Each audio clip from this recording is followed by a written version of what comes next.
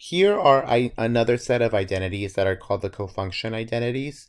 So basically, these are things that you kind of have already seen and probably have imagined. Probably not the identities themselves, but you probably have known that if I wanted to get, for example, the cosine curve, and if I take the sine curve and I switch it over 90 degrees and I flip it across the y-axis, then you're going to get the cosine curve. And you kind of just saw that if you just look at the waves of the sine curve.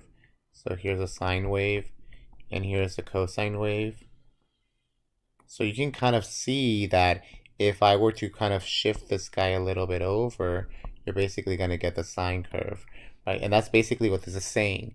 Same thing with the tangent and the cotangents. If you were to switch it a little bit over and kind of swap it, then you're going to get the other graph. Same thing with the secant and the cosecants. So these are just another set of identities. One of the cool things to know about the cofunction identities is that let's say you wanted to add these two angles. So I want to add the theta and add it to pi over 2 minus theta, which is this guy. Then the thetas cancel out and I'm left with pi over 2. Oh, what is pi over 2 as degrees? Well, that's just 90 degrees. What do we call two angles that add up to 90 degrees? Well, those angles are called complementary.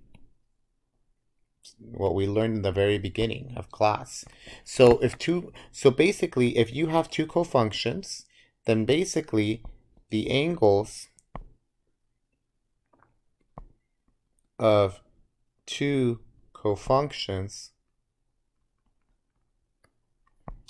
equal 90 degrees. That's basically what that means, which means that the two angles are complementary. Okay, so the angles themselves are going to be complementary. So here we're going to do an example. Use the cofunction identities to solve the equations to find the smallest acute angle solution. So first, I'm going to get rid of this. This shouldn't be a sine. This should be a cosine. Okay. So here what we really want to do is we want to figure out what is going to be the angle of theta that makes both of these guys equal to each other. And this will be really useful because in the next section we're going to be doing solving equations. So here, because we know that sine and cosine are cofunctions, sine and cosine are cofunctions. Well, what do we know about the cofunctions? The angles of the cofunctions equal to 90. So that means that this angle plus this angle is going to be equal to 90 degrees. So 2 theta plus 16 plus theta plus 11 is going to be equal to 90 degrees. So all we got to do is just use algebra to solve for the angle of theta. So 2 theta plus theta, that gives me 3 theta.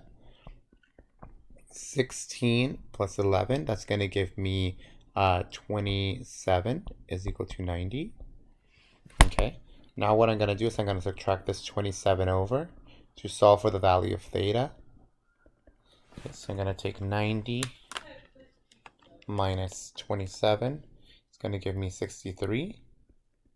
Divide by 3. So theta is going to be equal to 63 divided by 3. That gives me 21 degrees. So basically, the smallest acute angle solution is going to be 21 degrees. So if I let this equal to 21, both of the solutions are going to give me the same thing. Okay, now let's look at this last one. So first of all, you want to think about is cotangent and tangent cofunctions, and they are, because cotangent and tangent are cofunctions of each other. Okay, so that's kind of how you know. Sine and cosine are cofunctions, tangent, cotangent are cofunctions, secant and cosecant are cofunctions. Okay, so what we know about cofunctions is that the angles, the sum of the angles, are complementary angles. So they're both going to add up to 90 degrees. But in this case, because 90 degrees, we don't want 90 degrees in this case because this is in radians, it's going to be pi over 2. Okay, remember pi over 2 is just in radians, 90 degrees. Okay, so theta and theta is going to give me 2 theta plus pi over 6 equals pi over 2. So I'm going to subtract by pi over 6 to both sides. So this is going to be 2 theta going to be equal to. All right, so now what we're going to do is take pi over 2, and then we're going to subtract pi over 6. And then what we're going to get is just pi over 3. And then we're going to finally divide it by 2. This data is going to give me pi over 6 radians. Okay, so not a lot to do with these guys. They do sometimes appear in verifying identities. I'm not really going to worry so much about them. What I really want you to know is be able to locate or know that two functions will be cofunctions of each other.